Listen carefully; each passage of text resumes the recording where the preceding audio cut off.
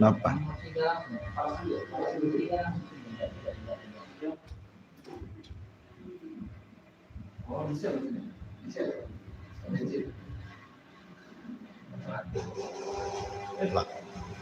Apa tuh? Tes. Oh, ada pemanasan. Baik, Bismillahirrahmanirrahim. Assalamualaikum warahmatullahi wabarakatuh.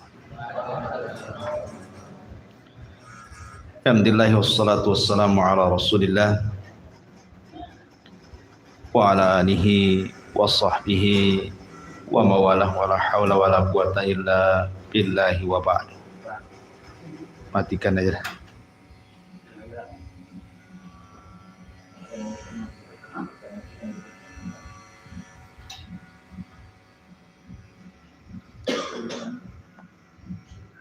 Baik. Tes. Hilang deh bunyi.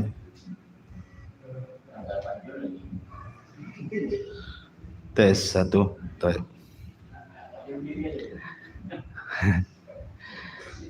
Baik, malam ini karena sekarang berada di tanggal 30 Desember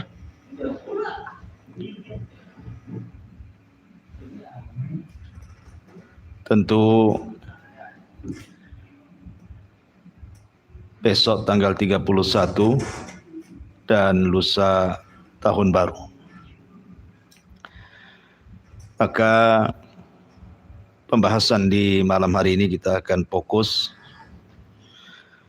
bicara tentang seputar perayaan tahun baru. Bagaimana sejarahnya, kemudian bagaimana kaum muslimin bisa merayakannya,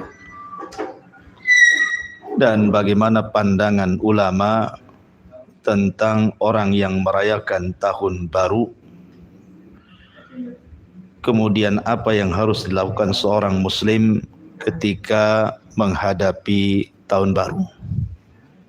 Inilah pembahasan yang kita akan bahas di malam hari ini. Wa tafidin muliakan Allah Subhanahu wa taala. Setiap agama itu pasti punya tahun baru. Setiap agama pasti ada tahun barunya. Seperti Islam ada tahun baru Hijriah. Kemudian orang-orang Nasrani juga sama. Kemudian kita kenal orang-orang Cina itu di negeri kita dengan perayaan Imlek. Kemudian juga di negeri kita ada namanya tahun baru Saka ya, atau bahasa lain tahun baru Nyepi. Biasanya dilakukan tanggal 1 bulan 10. Artinya semua agama itu punya tahun baru. Dari sini kita tahu bahwa ada sebagian tahun baru itu berlatar belakang ideologi agama. Ma'asyiral muslimin yang dimuliakan Allah Subhanahu wa taala, dalam bahasa Arab merayakan sebuah tahun baru yang sifatnya terulang hampir setiap tahun itu disebut dengan Al-Id. Makanya dalam Islam itu ada namanya Idul Adha dan Idul Fitri karena dirayakan setiap tahun. Ya, dirayakan setiap tahun. Ma'asyiral muslimin yang dimuliakan Allah Subhanahu wa taala. Ketika para ulama mengistilahkan kalimat Al-Id, dalam kalimat Id ini ada 3 poin. Pertama, harus terulang, setiap tahun terulang, maka disebut Id. Yang kedua, berkumpul manusia di situ dalam rangka merayakannya. Kemudian yang ketiga, ada amalan-amalan khusus yang dilakukan pada saat Id itu tiba. Seperti dalam Islam, Idul Fitri dan Idul Adha itu terulang setiap tahun. Kemudian berkumpul manusia untuk merayakan Idul Fitri dan Idul Adha. Kemudian ada amalan-amalan khusus yang dilakukan saat datangnya Id itu, seperti sholat Id, baik Idul Fitri atau Idul Adha, ataupun ketika Idul Adha ada namanya ritual kurban. Itulah disebut Id. Berarti yang namanya hari raya setiap agama itu dilatar belakangi sebuah ideologi, bukan hanya semata-mata berkumpul bersenang-senang. Ma'asyiral muslimin yang dimuliakan Allah Subhanahu wa taala, adapun terkait dengan kalender Masehi yang setiap 1 Januari di negeri kita ini diramaikan dengan perayaan Tahun Baru. Kenapa kemudian disebut Masehi? Apakah ada terkait dengan kelahiran Isa bin Maryam sehingga disebut Masehi gitu ya? Kalau kita lihat sejarah, sebenarnya Tahun Baru ini sudah dilakukan jauh sebelum orang-orang Nasrani melakukannya. Ketika dilakukan oleh orang-orang Romawi kuno, dahulu ada seorang raja namanya Julian.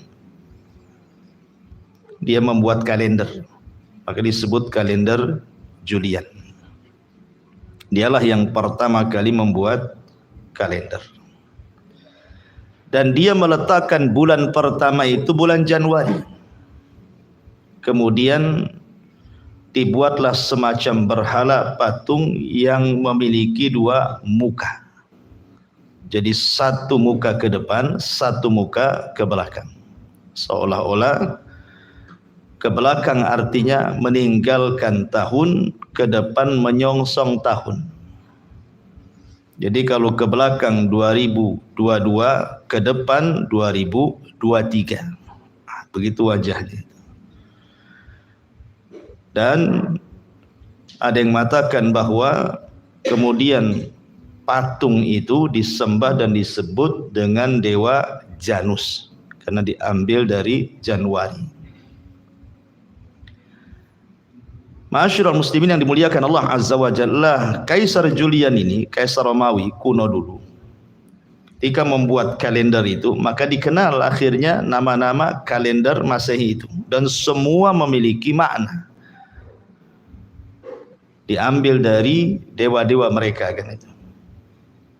Konon katanya bahwa setelah kemudian Kaisar Julian ini meninggal, kemudian kalender itu diambil atau disadur oleh seorang padri atau pendeta di Vatikan kala itu.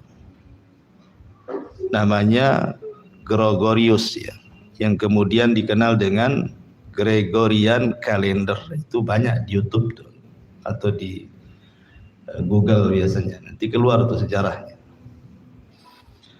Yang kemudian belakangan diambil oleh PBB untuk menyamakan semua kalender satu dunia, biar seragam gitu maksudnya. Lah Indonesia itu kan bagian dari negara PBB, makanya juga harus ikut kalender ini begitu. Lah ma'asyiral muslimin yang dimuliakan Allah Azza wa Jalla, berarti dari sini kita tahu bahwa ada ideologi di balik perayaan Tahun Baru itu. Ideologinya apa? Ideologinya karena ini adalah ritual yang dilakukan orang-orang Romawi ketika mereka menyembah dewa Zeus. Dan setiap 1 Januari mereka rayakan. Belakangan kemudian disadur oleh orang-orang Majusi. orang-orang Majusi itu menyadur perayaan Romawi yang kemudian dikenal dalam sejarah dengan Nairuz dan Mihrajat namanya. Dan itu yang diingkari Rasul ketika hijrah dari Mekah ke kota Madinah. Anas bin Malik radhiyallahu an menceritakan, jadi ketika Nabi SAW kemudian hijrah dari Mekah ke Madinah, dilihatnya orang-orang Madinah itu sedang bermain-main. Ingat, mereka hanya bermain-main saja, bersenang-senang saja, mungkin makan-makan, kumpul-kumpul, tidak ada ritual ibadah, hanya senang-senang saja kan itu. Biasa mereka lakukan setiap tahunnya seperti itu, perayaan Nairuz dan Mihrajat itu. Lah Nabi SAW kemudian mengatakan kepada orang-orang Madinah, perayaan apa yang kalian sedang rayakan ini? Maka mereka mengatakan, kami sedang merayakan sebuah perayaan yang biasa kami lakukan di zaman jahiliyah. Kami bermain-main saja wahai Rasul. Lah kemudian akhirnya Nabi SAW menegur mereka dan mengatakan, bagaimana kalau seandainya Allah mengganti 2 hari raya kalian dengan 2 hari raya yang jauh lebih baik dibandingkan 2 hari raya yang kalian lakukan. Kemudian Nabi SAW memilihkan hari raya Islam, Idul Fitri dan Idul Adha. Sebagian ulama seperti Asy-Syaikh Mubarak Al-Furi rahimahullahu ta'ala mengatakan bahwa yang dilakukan penduduk Madinah itu, yang mereka bermain-main di 2 hari raya itu, maksudnya adalah hari raya Nairuz dan yang satunya hari raya Mihrajat. Ada yang mengatakan bahwa Nairuz itu adalah hari di awal tahun baru Masehi, Syamsiah bahasa kitanya, versinya orang-orang Majusi. Sedangkan Mihrajan itu hari raya 6 bulan setelah hari raya Nairuz. Jadi setelah tahun barunya 6 bulan setelahnya kemudian ada hari raya namanya Mihrajan. Ada juga yang mengatakan bahwa Nairuz itu adalah hari di mana kedudukan matahari beralih ke titik Aries, artinya di permulaan tahun. Sedangkan Mihrajan itu adalah awal hari Libra, artinya pertengahannya. Lah Nabi SAW mengingkari 2 hari raya ini. Artinya kita tahu kalau diurut-urut di sini, berarti orang-orang Madinah itu mengambil budayanya orang-orang Persia. Kenapa kok bisa mengambil budaya Persia? Ingat ketika kita bicara tentang sejarah seorang raja Yaman yang terakhir, namanya Saif ibn Diyazan. Saif ibn Diyazan. Saif ibn Diyazan ini, dia dendam dengan orang-orang Ahbash. Orang-orang Ahbash itu orang-orangnya Abraha yang datang dari Ethiopia, kemudian menyerang Yaman, akhirnya berkuasa di Yaman. Belakangan kita kenal sejarah penghancuran Ka'bah oleh Abraha. Lah ketika Abraha meninggal dunia, kemudian tahtanya jatuh kepada anaknya yang pertama, tetapi kemudian tidak langgeng karena meninggal, kemudian jatuh ke adiknya. Lah di saat kekuasaan adiknya inilah akhirnya ditumbangkan oleh Saif ibn Diyazan dengan perantara orang-orang Majusi, orang-orang Persia. Karena ketika meminta bantuan ke Romawi, tentu tidak mungkin Romawi membantu. Kenapa? Karena orang-orang Ahbash itu, orang-orang Ethiopia, agamanya sama, Nasrani. Tidak mungkin Nasrani menyerang Nasrani. Makanya kemudian diambilnya bekerja sama dengan orang-orang Persia yang ketika itu beragama Majusi. Awalnya Persia tak mau, buat apa nyerang Yaman? Tidak ada kekayaan yang diambil di situ. Tapi kemudian mereka akhirnya setuju dengan mengerahkan orang-orang jahat yang dipenjara, biar kalaupun kalah kerajaan tidak rugi. Karena yang dikerahkan orang-orang penjahat dalam penjara kan gitu ya. Tapi Allah takdirkan menang pula. Akhirnya kemudian Saif ibn Diyazan jadi raja Yaman, tetapi di bawah kekuasaan Persia. Lah ketika itulah Persia mencengkram negeri Arab. Sampai kemudian Nabi SAW diutus, akhirnya kemudian Persia hengkang lagi ke negaranya. Lah penduduk Yaman itu penduduk Madinah itu orang-orang Ansor itu asalnya Yaman. Karena diambil dari dua kabilah besar namanya Khazraj dan Aus. Khazraj dan Aus itu dua kabilah dari Yaman. Yang kemudian hijrah karena sebuah musibah besar, di mana bendungan Ma'rib pecah, akhirnya meluluhlantakkan kota dan daerah, bahkan korbannya ribuan jiwa. Sebagian mereka akhirnya hijrah minta suaka, kemudian menetap di Yathrib yang belakangan disebut Madinah. Makanya kemudian budaya orang-orang Persia itu yang pernah mencengkram negeri Yaman, negeri Arab, itu akhirnya ditiru-tiru oleh orang-orang Madinah, orang-orang Ansor ini. Tetapi sekali lagi hanya semata-mata bermain-main, tidak ada ritual agama. Seperti hari inilah orang mungkin niup trompet dan begitu seterusnya, petasan, kan nggak ada ritual agama kan. Itu murni main-main saja, tapi kan mubadir gitu ya. Lah sejak itulah akhirnya mereka terbiasa melakukan ritual-ritual seperti itu. Atau lebih mudahnya saya analogikan, negeri kita ini dijajah oleh Belanda itu 350 tahun lamanya.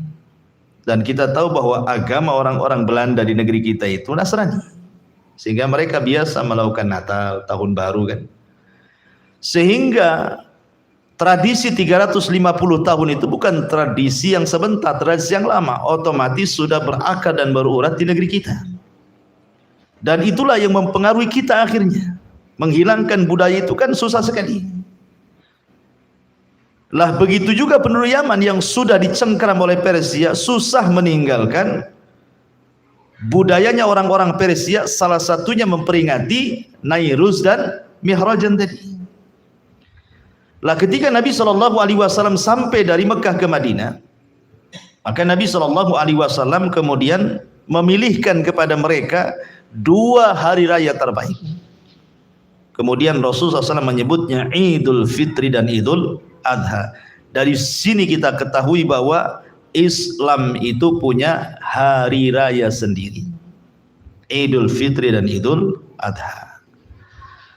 Sehingga tidak perlu kemudian masuk ke hari raya orang lain. Apakah ikut dalam perayaannya ataupun mengucapkan selamat akan perayaannya. Tidak boleh. Makanya Imam Ibnul Qayyim rahimahullahu ta'ala sampai beliau mengatakan dalam sebuah kata-kata yang bagus sekali. Apa kata Imam Ibnul Qayyim rahimahullahu ta'ala? Bahwa baik, mana perkataan beliau?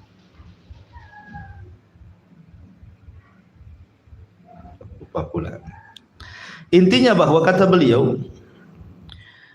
at-tahni'atu li'a'yadil kuffar, mengucapkan selamat kepada hari raya idnya orang-orang kafir. Apakah selamat hari Natal gitu ya, atau selamat tahun baru, maka ini beliau mengatakan haramun bil ittifaq. Itu kata beliau, haram secara kesepakatan ulama.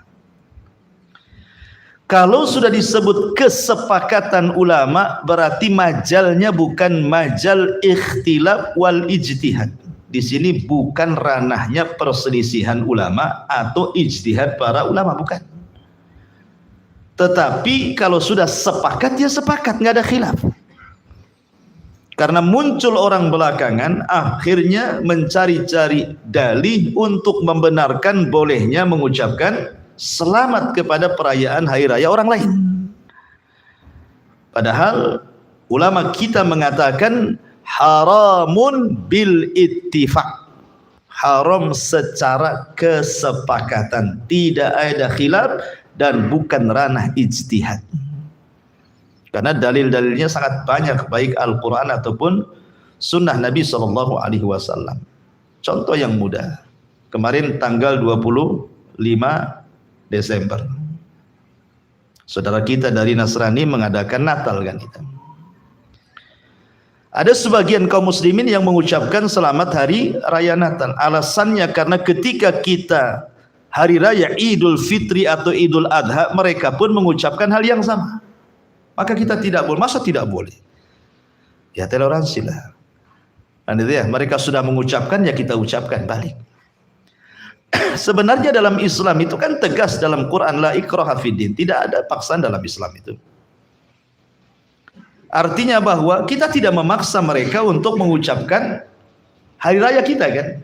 Sebagaimana kalian juga jangan maksa kami untuk mengucapkan hari raya kalian.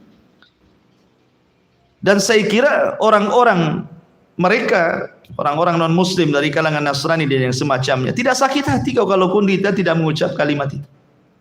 Karena mereka paham bukan di situ toleransinya. Yang penting saling menghargai kan itu. Tetapi yang sakit hati itu kadang-kadang sesama kaum muslimin. Mereka tidak terima ketika kita kemudian memfatwakan, mengambil fatwa-fatwa para ulama ahli sunnah wal jamaah tentang haramnya mengatakan tahniah. Karena memang konsekuensinya berat, ikhwan. Mengucapkan selamat Natal itu berat sekali bagi kita kaum muslimin ya. Karena bagaimanapun seolah-olah kita dipaksa dengan 3 perkara jadinya. Pertama, meyakini bahwa Isa itu anak Tuhan. Sementara Allah Subhanahu wa taala membantah soal itu. Qul huwallahu ahad, Allahus samad, lam yalid wa lam yulad. Jelas dalam Islam, lam yalid wa lam yulad. Tidak dilahirkan dan tidak melahirkan. Dan Allah Subhanahu wa taala juga mengatakan, laqad kafara alladziina qalu innallaha tsalitsu tsalatsa. Sungguh telah kafir, laqad kafara alladziina, sungguh telah kafir orang-orang yang mengatakan innallaha tsalitsu tsalatsa. Sungguhnya Allah itu satu di antara 3 Tuhan, atau dengan kata lain Trinitas. Allah membantah. Allah itu ahad. Dan Allah mengkafirkan setiap orang yang mengatakan bahwa dia satu di antara 3 Tuhan. Ini satu. Yang kedua, mengakui bahwa Isa itu mati di tiang salib. Sementara Allah bantah dalam Al-Quran, bal rafa'ahu ila sama. Bahkan Allah angkat Isa ke langit. Isa belum disalib. Isa itu ada di langit keberapa? Keberapa Isa? Langit pertama Adam. Kedua Isa dengan Yahya. Dia ada di langit sana. Makanya ketika orang-orang Yahudi mengklaim membunuh Isa dengan mengatakan qatalnal masiha Isa bin Maryam, kami sudah membunuh Isa bin Maryam, apa kata Allah?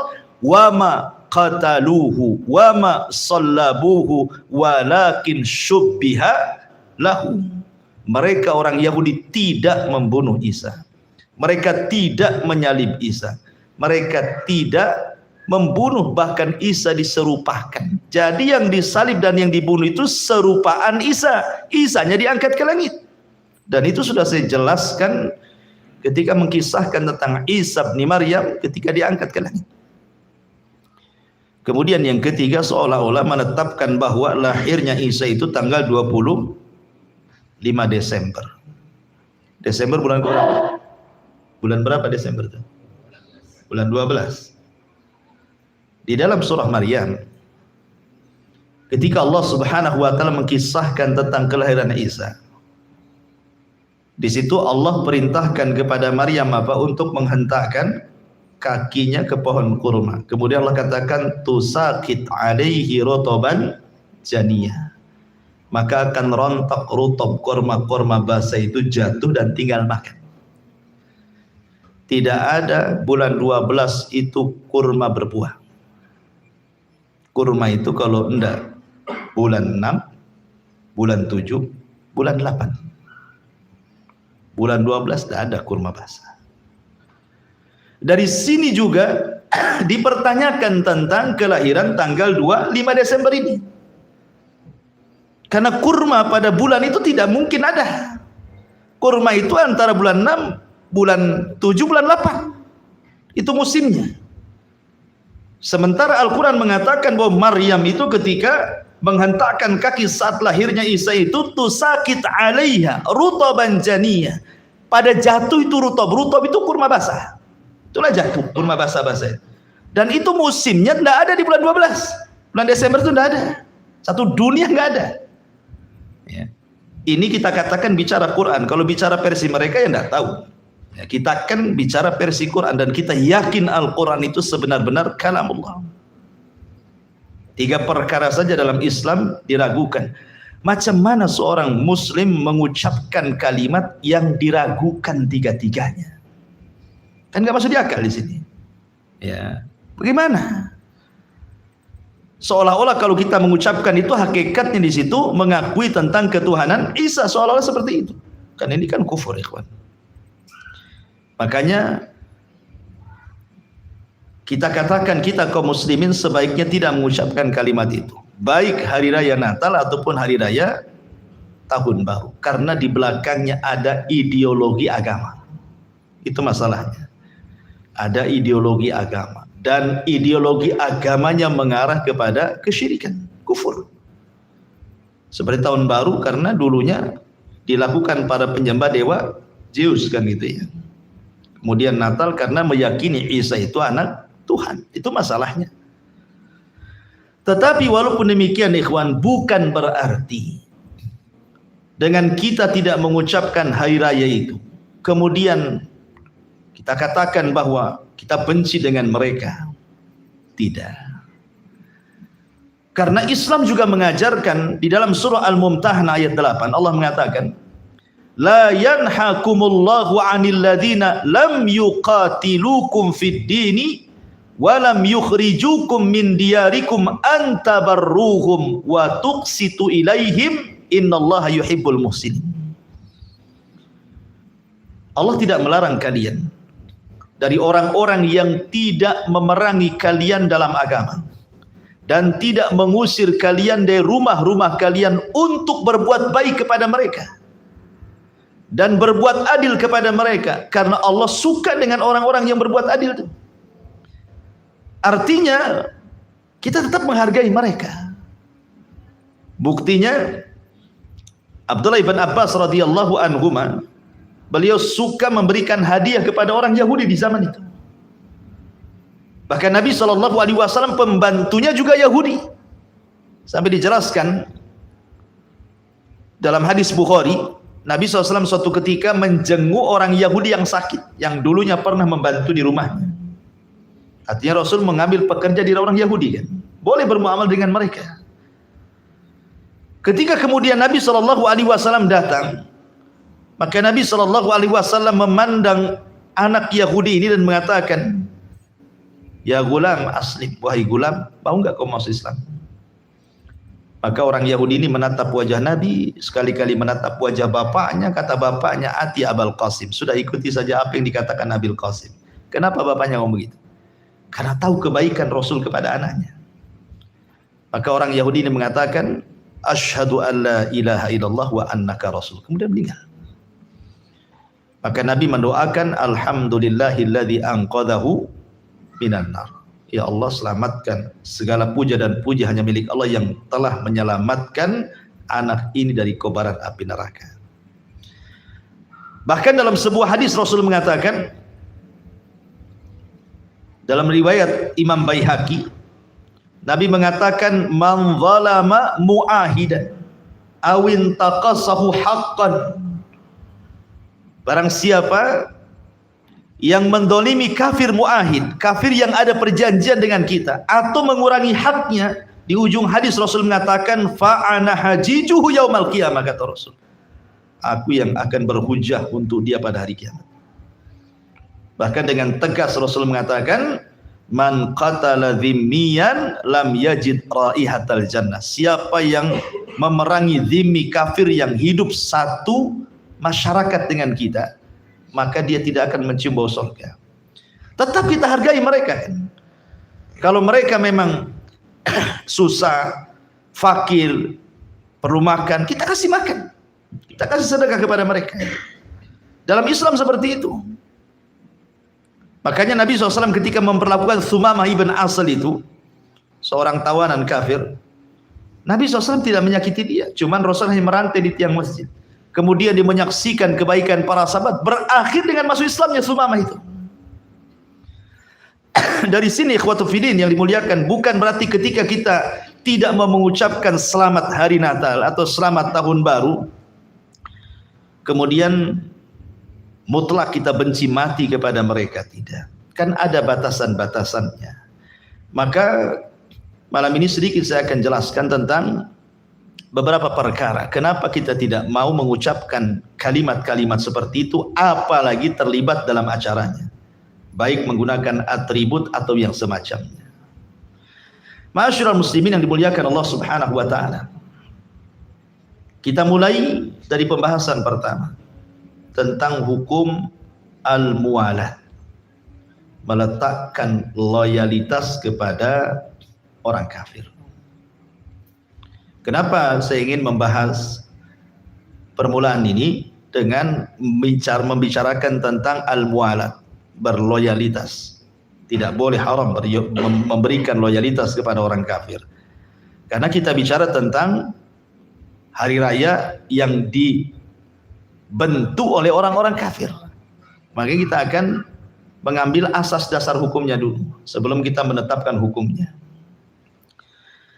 Syekhul Islam Ibn Taimiyah rahimahullahu taala mengatakan dalam kitabnya Al-Fatawa, aslul muwalati hiyal mahabbah. Asal kata muwalah, loyalitas itu adalah karena tertanam kecintaan dalam hati kepada seseorang. Dan itu lawan daripada al-mu'adat, kebencian. Artinya bahwa kalau seseorang itu meletakkan wala, berarti membuang kebencian. Kalau seseorang itu menetapkan kebencian, berarti menghilangkan kecintaan. Di dalam Al-Quranul Karim, tepat surah Al-Ma'idah ayat 80, Allah Subhanahu wa ta'ala mengatakan, tara kathiran minhum yatawallawna alladhina kafaru labisa ma qaddamat lahum anfusuhum an sakhitallahu alaihim wa fil adzabi hum khalidun. Kamu melihat banyak di antara mereka tolong menolong dengan orang-orang kafir ataupun musyrik. Sungguh sangat buruk apa yang mereka lakukan untuk diri mereka sendiri, yaitu dengan mendatangkan kemurkaan Allah, dan mereka akan kekal dalam azab Allah Subhanahu wa taala. Ma'asyiral muslimin yang dimuliakan Allah Subhanahu wa taala. Lihat dari sini, ayat ini menunjukkan bahwa ketika kita kaum muslimin tolong menolong dengan mereka orang-orang kafir dalam peribadatan yang khusus bagi mereka, sementara Allah mengatakan dalam ayat yang lain, wala ta'awanu 'alal itsmi wal udwan, jangan tolong menolong di atas perbuatan dosa dan permusuhan. Di sini Allah katakan bahwa ansakhitallahu alaihim, berarti itu pertanda Anda sedang memicu kemurkaan Allah Subhanahu wa taala.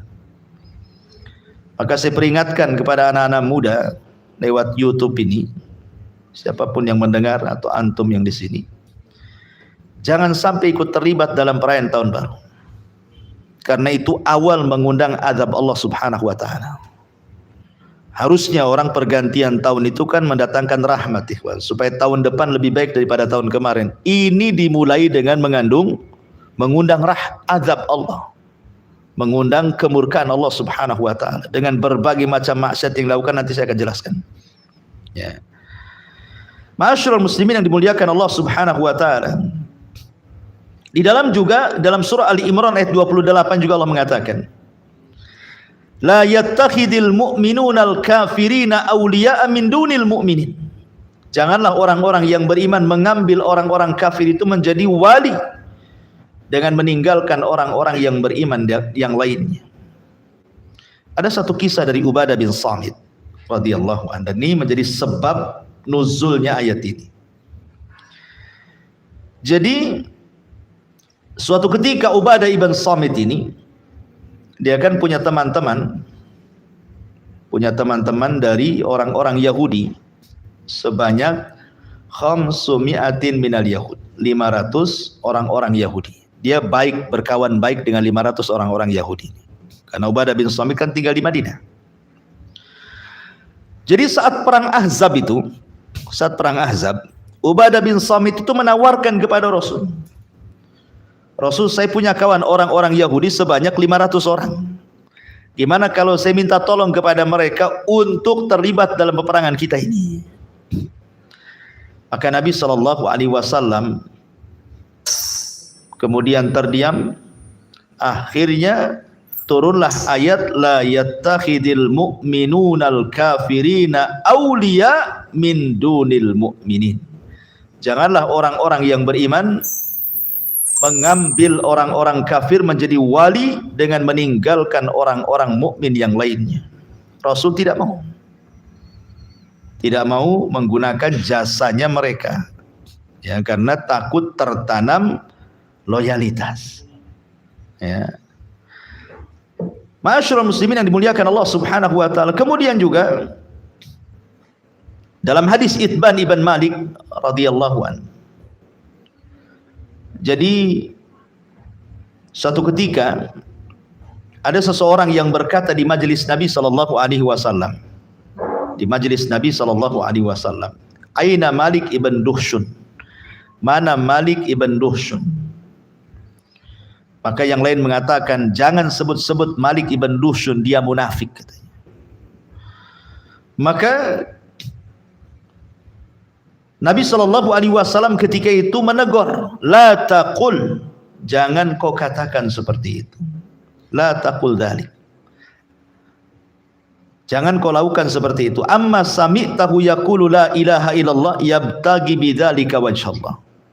Bukankah kau sudah mendengar Malik ibn Duhshun mengucapkan la ilaha illallah karena mengharap wajah Allah? Kata Nabi.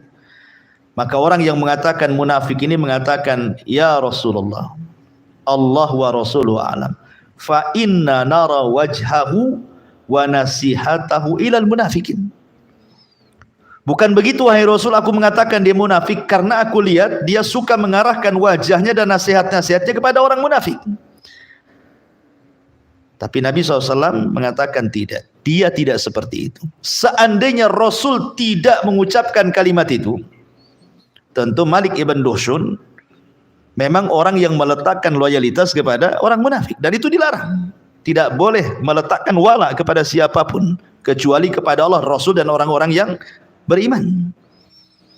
Ya, karena itu bentuk loyalitas kita. Makanya Hatib ibn Abi Balta'a suatu ketika membocorkan rahasia penyerangan Rasul di Fatu Mekah. Dia ngirim surat, tapi kemudian keburu wanita yang mengantar suratnya ketangkap oleh Ali. Kemudian dihantar kepada Rasul surat itu, sampai Umar mengatakan, da'ni adrib unuqa, Rasul biar saya penggal tuh lehernya si Hatib. Kurang ajar, masa mau membocorkan penyerangan ini, katanya. Tapi kemudian Rasul memanggil Hatib. Apa maksudnya? Kau mengirim surat membocorkan penyerangan Fathu Mekah ini. Maka Hatib menjelaskan bahwa masalahnya Rasul, aku punya keluarga di sana, aku punya bisnis di sana, dan begitu seterusnya.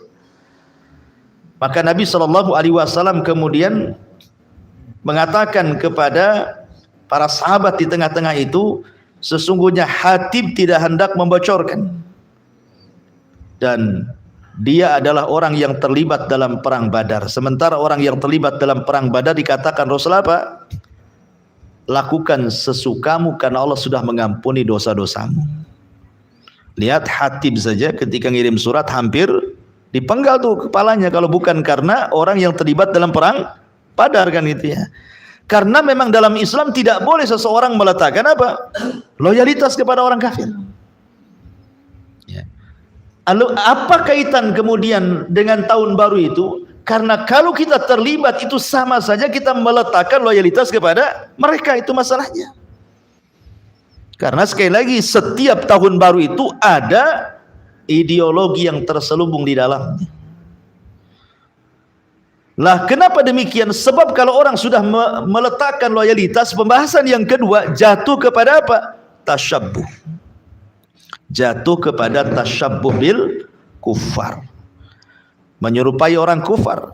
Dan Nabi SAW mengatakan, man tasyabbaha biqaumin fahuwa minhum. Siapa yang menyerupai sebuah kaum, maka dia tergolong kaum tersebut. Ma'asyiral muslimin yang dimuliakan Allah Azza wa Jalla, 14 abad yang silam Rasul sudah mewanti-wanti sebenarnya tentang persoalan tasyabbuh di sini. Dalam sebuah hadis yang disepakati Bukhari Muslim, kata Nabi SAW, la tattabi'anna sanana man qablakum shibran bi shibrin wa dhira'an bi dhira'in hatta law salaku juhra dhabbin la salaktumuhu. Qalu ya Rasulullah al-yahud wan nasara, qala faman. Kata Rasul, kalian akan mengikuti tata cara mereka sejengkal demi sejengkal, ketika kurang sehasta demi sehasta, ketika kurang boleh jadi mungkin semeter demi semeter, sekilo demi sekilo, semil demi semil, dan begitu seterusnya. Sampai kalau seandainya mereka masuk ke lubang biawak yang lika-liku di dalam lubang tersebut, kalian ikut juga di belakangnya. Kemudian Rasul ditanya, Rasul, apakah yang dimaksud Yahudi dan Nasrani? Maka Rasul mengatakan, kalau bukan mereka siapa lagi? Kalau bukan mereka siapa lagi? Jadi kebanyakan umat Islam itu banyak meniru tradisi mereka. Contoh umpamanya ketika hari raya Natal, banyak kaum muslimin yang menggunakan atribut orang-orang itu kan, di toko-toko, di pom-pom bensin, di supermarket kan itu ya. Kadang-kadang bosnya karena mungkin agama mereka disuruh pula kepalanya pakai topi-topi atribut mereka kan. Tidak boleh. Kita tidak boleh menyerupai mereka. Karena Allah yang mengatakan wala tabarrujna tabarrujal jahiliyatil ula, kita tidak boleh tabarruj. Ya. Karena tabarruj itu menyerupai orang-orang kafir dari segi pakaian kan itu. Maka apapun yang merupakan kehususan mereka, maka tidak boleh. Kecuali kalau pakaian itu bukan kehususan mereka. Semua orang pakai. Kayak kaos gitu kan, semua orang pakai kan. Mereka pakai, kita pakai. Nah. Tapi kalau sudah merupakan kehususan mereka dan itu menjadi atribut ritual mereka, itu yang tak boleh. Itu namanya tasyabbuh tuh. Apalagi kita di negeri Islam, ikhwan. Kalau antum tidak pakai topi itu, apa antum dihujat? Kan enggak juga kan? Kalau antum namanya ketika hari Natal antum pakai cita ke sana kemari, ada yang hujat antum? Tak ada. Nah, tidak ada yang menghujat kita, yang memaksa kita tidak ada, karena kita ini mayoritas Islam di sini kan. Biarkan mereka melakukan ibadah sesuka mereka, lakum dinukum waliyadin. Ya. Adapun soal umpamanya menjaga gereja itu masalah lain. Ya, karena ada hukum lain. Menjaga gereja itu kan bicara masalah keamanan, berarti bicara soal negara.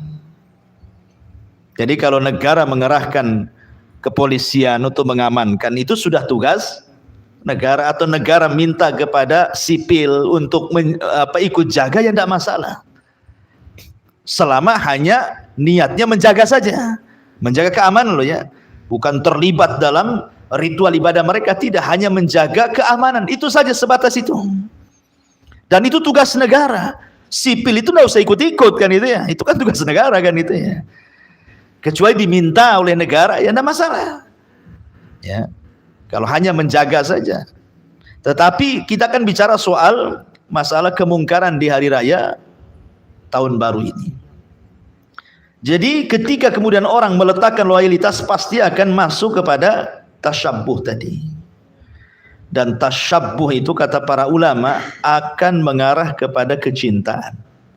Dan kecintaan itu akan mengarah kepada tasyabbuh. Ma'asyiral muslimin yang dimuliakan Allah Azza wa Jalla, setelah kita tahu dua poin ini, bahwa kita dilarang meletakkan loyalitas kepada orang kafir. Yang kedua, kita dilarang tasyabbuh menyerupai orang kafir, karena jelas hadisnya, jelas Al-Qur'annya. Seperti umpamanya secara umum Allah Subhanahu wa taala juga mengatakan wala tarkanu ilal ladzina zalamu fatamassakumun nar wa malakum min dunillahi min awliya tsumma la tunsarun, dalam surah Hud ayat 113. Dan janganlah kamu cenderung kepada orang-orang zalim yang menyebabkan kamu disentuh api neraka, sedangkan kamu tidak mempunyai seorang penolong pun selain Allah, sehingga kamu tidak akan diberikan pertolongan. Ini pun tidak boleh kita mengikuti mereka. Atau Allah mengatakan wala takunu kalladzina nasullaha fanasiyahum. Jangan seperti orang yang merupakan Allah maka Allah akan melupakan mereka, dan begitu seterusnya. Dan banyak lagi dalam Al-Quran ayat-ayat larangan tentang tasyabbuh. Intinya kalau kita sudah kenal dua poin bahwa tidak boleh meletakkan loyalitas, kemudian kita tidak boleh tasyabbuh, lalu Islam dengan sangat adil sudah membuat hari raya sendiri. Karena begini kawan, yang saya heran itu begini, dia punya hari raya sendiri. Kita ini kaum muslimin punya hari raya Idul Adha dan Idul Fitri. Tiba-tiba ketika datang hari raya mereka, kok merayakan hari raya mereka jauh lebih bahagia ketika dia merayakan hari raya sendiri, gitu masalahnya. Kan aneh gitu ya. Datang Idul Fitri ada biasa-biasa saja dia. Ketika datang hari raya mereka ikut terlibat, kok bahagianya macam begitu gitu ya. Kan terbalik-balik ini kan. Harusnya hari raya dia datang dia lebih bahagia, kenapa pula hari raya orang dia lebih bahagia? Makanya siapapun, kata kaidah para ulama ini, siapapun yang bahagia merayakan hari raya orang-orang kafir, maka dia tidak akan pernah bahagia dengan merayakan hari raya dirinya sendiri. Maksudnya hari raya umat Islam. Karena tidak punya loyalitas dia di situ. Ya. Ma'asyiral muslimin yang dimuliakan Allah Subhanahu wa taala. Taib. Islam ini saya sudah singgung di awal, punya perayaan sendiri yang disebut dengan Idul Fitri dan Idul Adha. Al-Imam Al-Baihaqi menyebutkan dengan sanad yang sahih dari Umar bin Khattab radhiyallahu an. Apa kata Umar? La tadkhulu 'alal musyrikina fi kanaisihim yauma idihim. Janganlah kalian masuk kepada orang-orang musyrik di gereja-gereja mereka di hari Id mereka. Fa inna sukhtata tanzilu alaihim, karena murka Allah bisa saja menimpa kepada mereka. Siapa tahu ikhwan, anak-anak kita, saudara kita main-main di tahun baru besok gitu ya, tahu-tahu ketabrak mati, ya, kena mercon mati, kemudian kelahi mati pula, ketabrak dan begitu seterusnya. Kan kita tidak tahu. Kemudian juga Umar mengatakan dalam perkataan yang lain, ijtanibu a'da Allah fi a'yadihim. Tinggalkan musuh-musuh Allah pada id-id mereka. Bahkan Abdullah ibn Umar radhiyallahu anhu mengatakan, man marra bi biladil a'ajim fa sana'a nairuzuhum wa mihrajanuhum wa tashabbaha bihim hatta yamuta wa huwa kadzalik husyira ma'ahum yaumal qiyamah. Lihat, pedas sekali ini ucapan Abdullah bin Umar nih. Barang siapa yang lewat di negeri asing yang merayakan hari Nairuz mereka dan Mihrajan mereka, kemudian engkau tasyabbuh dengan mereka, terlibat dalam perayaan mereka sampai engkau mati, maka pada hari kiamat engkau akan dikumpulkan bersama mereka, katanya. Lihat, ini Abdullah bin Umar keras sekali. Karena siapa yang meletakkan loyalitas dengan siapa, hari kiamat dikumpulkan dengan seperti itu. Lihat ketika Rasul bicara tentang orang yang tidak menjaga sholatnya, apa kata Rasul? Maka mereka akan dikumpulkan bersama Fir'aun, bersama Haman, bersama Qarun, dan bersama Ubay ibn Khalaf. Karena yang melalaikan sholat itu kalau tidak kekuasaan, penjilat penguasa. Kalau tidak menjilat penguasa karena peniagaan dan harta, atau karena kesibukan dunia. Makanya Nabi SAW mengatakan akan dikumpulkan bersama mereka. Man tasyabbaha biqaumin fahuwa minhum. Kemudian juga, ma'asyiral muslimin yang dimuliakan Allah Subhanahu wa taala, suatu ketika disebutkan oleh Imam Zahabi atau yang lainnya tentang kisah Abu Bakar Siddiq radhiyallahu an. Jadi ketika Abu Bakar Siddiq hendak melarang Nabi SAW bersenang-senang. Aisyah radhiyallahu anha bernyanyi, ya, meniru orang-orang Habasyah, anak kecil itu yang menabuh dub tuh. Kemudian Abu Bakar mengatakan, tidak mungkin di rumah Rasul ada musik katanya. Maksudnya suara dub, dan itu dibolehkan. Suara musik yang dibolehkan hanya dub. Ya, dub itu macam apa ya? Semacam apa? Rebana, tapi nggak pakai kecrek, ya. Hanya rebananya saja. Karena ada yang pakai kecrek sebelahnya, bukan itu yang. Ya. Jadi ketika itu ditabuh itu, Abu Bakar, subhanallah, di rumah Rasul ada mizmar min majamir syaitan. Maka kemudian Nabi SAW membantah Abu Bakar dan mengatakan, liya'lamal yahud, wahai Abu Bakar, bukan begitu. Kita mengadakan hari raya itu supaya orang-orang Yahudi dan Nasrani tahu bahwa Islam punya hari raya. Liya'lamal yahud, agar orang-orang Yahudi tahu kita juga punya hari raya. Karena likulli qaumin idan wa hadza iduna, kata Rasul. Setiap kaum itu ada idnya, dan inilah id kita, hari raya kita. Jadi kalau kita hendak bersenang-senang, maka nunggu Idul Fitri dan Idul Adha. Itu hari raya kaum muslimin. Tidak perlu Anda bersenang-senang dengan hari raya umat yang lain, itu urusan mereka. Antum jangan masuk di situ. Karena sekali lagi di belakang hari raya itu ada ideologi-ideologi agama yang menyimpang secara akidah yang kita anut masalahnya. Itu masalahnya kita dilarang. Apalagi Allah mengatakan ketika mensifati orang-orang yang beriman, ibadur rahman, apa kata Allah dalam surah Al-Furqan ayat 72 itu? Walladzina la yashhaduna zura. Orang-orang yang disebut ibadur rahman, hamba-hamba Allah itu adalah orang-orang yang tidak menyaksikan zur. Apa itu zur?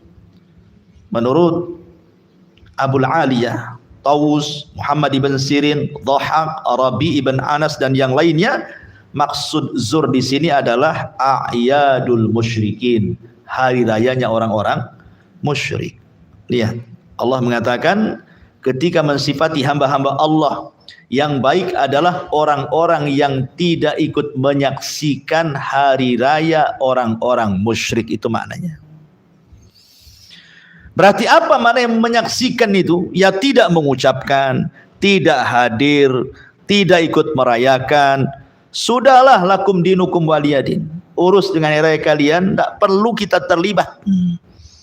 Ya, karena kalau terlibat itu sama saja dengan meletakkan loyalitas, bahkan masuk kepada tasyabbuh. Haram, tak boleh. Ma'asyiral muslimin yang dimuliakan Allah Subhanahu wa taala, baik. Apa sebenarnya kerusakan-kerusakan ketika antum terlibat dalam hari raya tahun baru itu? Kerusakan apa yang antum akan dapati di situ? Yang pertama, ma'asyiral muslimin yang dimuliakan Allah Subhanahu wa taala, dampaknya nih, dampak tidak bagusnya adalah pertama, bahwa kita tahu bahwa seseorang itu sudah ditentukan oleh Allah Subhanahu wa taala hari rayanya masing-masing sesuai dengan agama masing-masing. Ketika kita kemudian ikut berpartisipasi meramaikan hari raya agama orang luar, berarti Anda sedang mencampur adukkan kebenaran dengan kebatilan. Ini satu. Sementara Allah Subhanahu wa taala mengatakan wala talbisul haqqa bil batil. Wala talbisul haqqa bil batil. Jangan mencampur adukkan kebenaran dengan kebatilan. Kemudian yang kedua, kita lihat hari raya tahun baru ini banyak kemaksiatan dan kemungkaran. Banyak sekali kemaksiatan dan kemungkaran. Sampai kalau kita lihat berita itu, hampir setiap tahun selalu ada sensus bahwa kenaikan perzinahan itu setiap tahunnya grafiknya itu meningkat. Tingkat perzinahan di tahun baru itu. Kondom-kondom laku, apalagi sekarang dijual bebas ya. Ya. Subhanallah, meningkat tuh. Siapa yang melakukannya? Bukan orang kafir. Kalau di negeri kita yang mayoritas orang Islam, ya orang Islam, gak ada siapa lagi kan begitu. Lah, ketika kita kemudian ikut serta itu sama saja, langsung atau tidak langsung Anda sedang ikut andil dalam kemaksiatan dan kemungkaran. Perhatikan sabda Rasul, "Ma min qaumin ya'malu fihim bil ma'asi, thumma yaqdiruna ala an yughayyiru, thumma la yughayyiru illa yushika an ya'ummahumullahu minhu biliqam." Tidaklah sebuah kaum yang diperbuat yang melakukan maksiat di antara mereka, kemudian mereka sanggup mengubahnya, tapi mereka tidak mau mengubahnya, itu sama saja dikhawatirkan azab Allah menimpa mereka. Jadi takutlah orang yang terlibat dalam perayaan ini, takut kalau seandainya azab Allah datang. Kemudian yang ketiga, bahwa seseorang tanpa sadar kemudian meniru gaya-gaya tasyabbuh dengan menggunakan pakaian-pakaian atribut-atribut yang khusus pada agama di luar dari agama Islam. Dan ini masuk pada tasyabbuh yang sudah saya jelaskan. Dan tasyabbuh itu haram hukumnya. Man tasyabbaha biqaumin fahuwa minhum. Barang siapa yang tasyabbuh dengan sebuah kaum, maka termasuk kaum tersebut. Kemudian juga penetapan kalender dengan perhitungan Masehi bagi umat Islam itu punya perhitungan kalender sendiri, ikhwan, yang disebut dengan Al-Qamari, disebut dengan kalender Qamariyah. Umar bin Khattab radhiyallahu an, ketika di zaman itu kan banyak penanggalan kalender-kalender, maka sahabat sepakat Islam harus punya kalender sendiri. Maka di zaman Umar dibentuklah kalender Hijriyah, diambil dari hijrahnya Nabi. Ya. Kenapa Umar bin Khattab radhiyallahu anhu membuat kalender ini? Karena Umar paham, orang secerdas Umar itu, bahwa ketika menyelisih orang kafir itulah bentuk izzahnya seorang muslim. Makanya ketika Nabi SAW mengatakan la yazalul nas bi khairin ma'ajjalul fitra wa yuakhiru sahur. Akan senantiasa manusia itu di atas kebaikan, di atas kejayaan ketika mereka mengakhirkan sahur dan menyegerakan berbuka. Pertanyaan sederhana, apa hubung kait sahur dan buka dengan kejayaan Islam? Itu kan soal makan. Masa makan bisa menjayakan Islam? Bukan itu pemahamannya. Pemahamannya Nabi SAW mengatakan bahwa Islam itu akan jaya ketika mereka mengakhirkan sahur dan menyegerakan berbuka. Karena dibalik menyegerakan berbuka dan mengakhirkan sahur itu ada mukhalafatul kuffar. Kita sedang menyelisih orang kafir. Karena orang kafir kalau berbuka nunggu bintang dulu muncul. Ketika kita menyelisih orang kafir, di sini letak kejayaannya. Maka apapun yang menyelisih mereka itu jayanya umat Islam. Berarti kita tidak sedang dijajah, gitu maksudnya kan. Itulah nasib negeri yang dijajah, mau tidak mau mengikuti budaya yang menjajahnya. Karena melihat orang-orang barat itu mungkin maju, Eropa itu wah maju, lebih tinggi dibandingkan kita, akhirnya lama-lama bergaya mereka pula. Ya, karena mereka lebih maju katanya. Bukan begitu. Sedikit demi sedikit kita jayakan Islam, selisih mereka. Kita harus menyelisih mereka. Dalam soal ritual ibadah itu harus menyelisih mereka. Kalau soal dunia itu lain cerita. Kita kan cerita agama di sini. Ya, makanya kenapa kemudian Umar bin Khattab membuat penanggalan Hijriah untuk menyelisih orang-orang kafir. Walaupun kenyataannya kita sendiri masih tidak bisa meninggalkan kalender Masehi kan itu. Tetap saja menggunakan kalender Masehi. Hijriah itu yang hafal cuma satu, Ramadan. Kemudian Syawal. Nah, itu kan ada puasa. Habis itu udah bingung.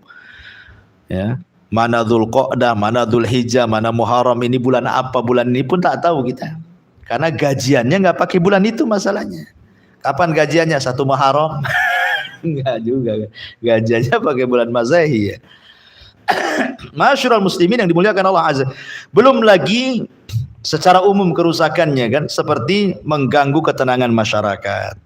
Kan tidak semua masyarakat juga suka dengan suara petasan, suara trompet, kan nggak suka juga. Apalagi di antara mereka ada yang sakit, mungkin terganggu. Kemudian yang lebih parah pemborosan harga petasan itu, saya kira mungkin 100-200 ribu, ada yang juta-juta juga rupanya harganya itu kan. Bayangkan kan, sayang beli juta-juta, beli mercon itu. Coba diberikan fuqara wal masakin, manfaat bagi orang-orang fuqara wal masakin. Belum lagi mengkonsumsi makanan, minuman berlebihan, berhura-hura di malam itu. Belum juga perbuatan dosanya, zinahnya, khomernya, ikhtilatnya. Belum lagi kemudian lebih parah itu merusak sholat subuhnya, merusak qiyamul lailnya, karena dia harus tunggu jam 12 tuh masalahnya. Nunggu tuh jam 12 kan. Kalau jam 12 belum jam 12 tidak ada petasan tuh. Petasan kecil-kecil aja itu, anak petasan.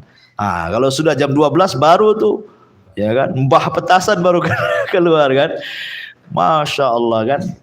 Ini ikhwan, kita orang Islam, maka kalaupun harus, anggaplah kita harus merayakan tahun baru itu dengan cara apa? Ya.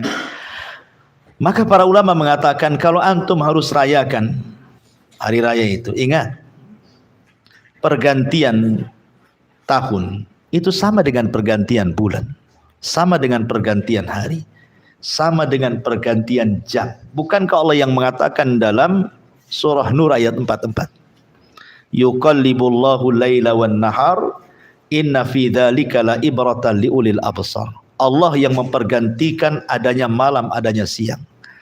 Dan Allah juga mengatakan dalam Al-Imran 190-191, inna fi khalqis samawati wal arwakhtilafil laili wan nahari la ayati liulil albab. Sungguhnya dalam penciptaan langit dan bumi serta silih bergantinya malam dan siang itu ada tanda-tanda yang harus dipikirkan oleh orang-orang yang berakal. Artinya dengan berjalannya jam, kemudian hari hilang datang minggu, minggu pergi datang bulan, bulan kemana datang tahun, begitu kan. Itu soal biasa ikhwan. Ya. Sehingga yang harus antum pahami sebenarnya, kalau kita mengadakan tahun atau menghadapi tahun baru itu, yang harus kita pahami itu, sudahkah kita menghargai waktu yang terus berjalan ini, itu maksudnya. Sehingga para ulama mengatakan yang harus antum lakukan itu adalah muhasabah. Apa muhasabah itu? Artinya mengintrospeksi diri sendiri. Introspeksi itu ada dua. Introspeksi itu yang sedang berlaku, yang sudah berlaku dan yang akan datang.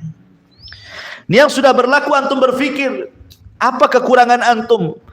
Mungkin tahun kemarin ini sholatnya bolong-bolong, puasanya jarang-jarang, sedekahnya pelit-pelit, zikirnya jarang, baca Qur'annya iya juga jarang, silaturahim jarang, masih durhaka dengan orang tua, dan begitu seterusnya. Itulah introspeksi yang sudah berlalu. Ya. Kemudian introspeksi yang akan datang, berangan-angan. Tahun ini nggak boleh seperti tahun kemarin, itu maksudnya. Kalau tahun kemarin bolong-bolong, tahun ini nggak akan bolong-bolong. Seperti itu yang harus disiapkan. Itulah yang benar, karena hari itu kata para ulama, kita ini hidup hanya 3 hari saja. Hari yang sudah berlalu kemarin, hari yang sedang berlaku sekarang kita hadapi, hari esok yang kita akan hadapi. Yang berlalu tidak mungkin berjumpa kembali. Yang akan datang belum tentu juga kita akan berjumpa dengan hari yang akan datang. Yang mungkin kita bisa lakukan yang sekarang ini. Dari sinilah kemudian ulama mengatakan, Fudail ibn Iyad, ahsin fima baki yughfar laka fima madha. Perbaiki yang sedang berlaku, Allah ampuni yang sudah lalu. Tapi kalau engkau idza asa'ta, kalau kau jelek melakukan apa yang sedang antum lakukan, maka Allah akan mengadab yang sudah berlalu, yang sedang Anda lakukan juga sama.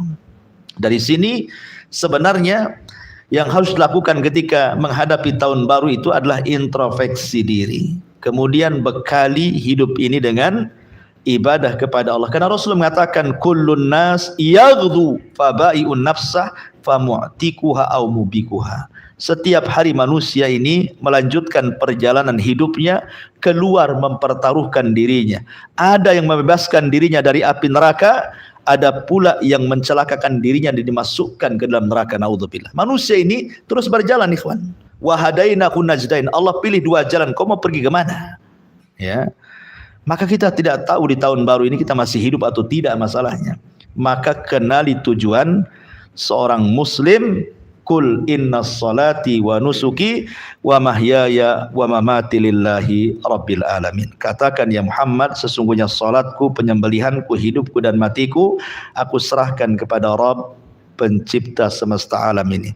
Wallahu alam bisawab. Ini yang bisa saya sampaikan. Ya, mudah-mudahan ada manfaatnya. Sebelum saya tutup, ya kita buat hijab dulu, silakan. Kalau ada yang mau bertanya. Ya. Di malam tahun baru kan, ya. Bagian kaum muslimin ada yang memang mereka tidak mengikuti langsung ya, tapi di lain tempat tuh mengadakan acara keagamaan gitu. Iya. Zikir bersama itu. Seperti apa ya? Iya, paham. Ya, alhamdulillah. Adapun mengkhususkan tahun baru tentu tidak ada contohnya. Tapi kalau bertepatan jadwalnya di tahun baru, namanya saya kajian, tepat pula malam besok. Ya itu kan rutinan. Kan itu. Ya kan tidak mengkhususkan namanya kan. Kalau mengkhususkan itu perlu dalil namanya. Tapi kalau bertepatan dengan jadwalnya tidaklah. Ya kalau dia mengatakan Ustaz kan tahun baru itu kan kita begadang-gadang aja lah kan gitu. Apa-apa nengok mercon, kena goyah. Nah, tengok, carilah tempat yang tinggi, nengok-nengok. Saya kan cuma nengok-nengok saja Ustaz, gak ngapa-ngapain. Ya. Justru Nabi melarang penduduk Madinah itu bukan sedang beribadah. Mereka sedang main-main, makan-makan, kumpul-kumpul, ngobrol-ngobrol. Itu yang dilarang Nabi. Ya. Ulang tahun kalian tuh loh, tak baik karena itu ulang tahunnya Nairuz dan Mi'raj. Allah sudah gantikan dengan Idul Fitri dan Idul Adha. Yang begini saja dilarang. Ya, ya. Gimana yang jelas-jelas kemudian mengeluarkan uangnya, hadir di situ, merayakannya, apalagi sampai juga dengan maksiatnya, naudzubillah. Nah itu maksudnya, apalagi sampai dibumbui dengan perkara-perkara yang tidak diajarkan Nabi. Makin lagi parah kan itu. Ya sebaiknya maka banyak-banyaklah istighfar. Falyanzur, gimana ayatnya ya ayyuhalladzina amanu faltanzur nafsum ma qaddamat liqad. Hendaklah jiwa itu melihat apa yang akan terjadi besok. Setelah tahun baru itu antum mau menjadi apa gitu. Kita kan tidak tahu. Maka bertakwalah kepada Allah Azza wa Jalla. Wallahu a'lam bishawab. Ya. Ini kalau punya tetangga nih orang kafir ini kan kita punya anak kecil. Kita tak belikan, sampai dia pula belikan anak kita. Karena dia anak kecil kan, dia beli tak 1, 3 dikasih anak kita juga. Aman cuman ya apa kita suruh jangan tiup, buang atau tidak diterima. Iya, ini memang kenyataan seperti itu ya. Iya. Jadi Imam Ibnul Qayyim rahimahullahu taala tadi sudah saya katakan, jadi mengucapkan selamat kepada simbol-simbol khusus kekafiran ataupun saling memberikan hadiah kepada seorang musyrik. Beliau mengatakan ini kufur kepada Allah Azza wa Jalla, tidak boleh. Karena ini tasyabbuh, masuknya tasyabbuh. Ya. Jadi kalau dia memberi hadiah dalam rangka mengagungkan peribadatan dia, hari kesyirikan dia, maka itu haram. Ya walaupun tidak sampai pada tingkat kufur, tapi kan bisa haram, tidak boleh. Kalau menerima simbol-simbol mereka gitu ya, simbol-simbol mereka ya antum beritahu saja dengan baik, maaf kami tidak menerima. Atau ajari anak yang tidak usah. Ngomong sama antum begitu tidak usah lah.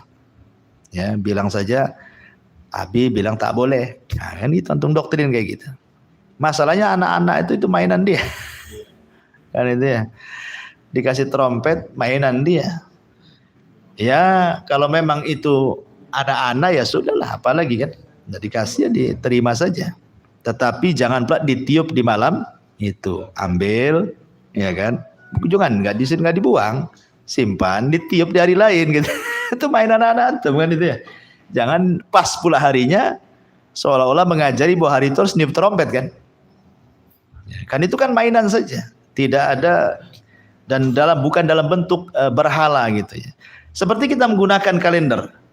Kalender ini kan kalender yang buat bukan orang Islam, tapi kan kita buat kalender kan. Kita manfaatkan kalender boleh saja. Hanya manfaatkan kalendernya kan. Tapi kan kita tidak ada keyakinan soal kalender itu. Walaupun kita berusaha kemudian menggunakan kalender Islam gitu kan. Nah, jadi menggunakan alat-alat orang kafir tidak ada masalah. Ya selama tidak terkandung simbol-simbol kesyirikan di situ. Lain kalau berhalanya gitu ya, dikasih berhalanya, ngapain dikasih berhala? Untuk apa kan itu? Nah itu betul. Nah.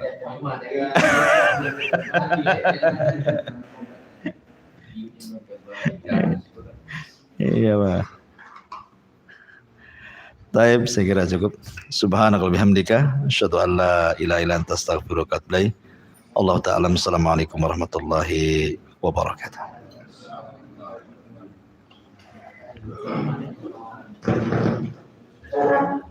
Depan yang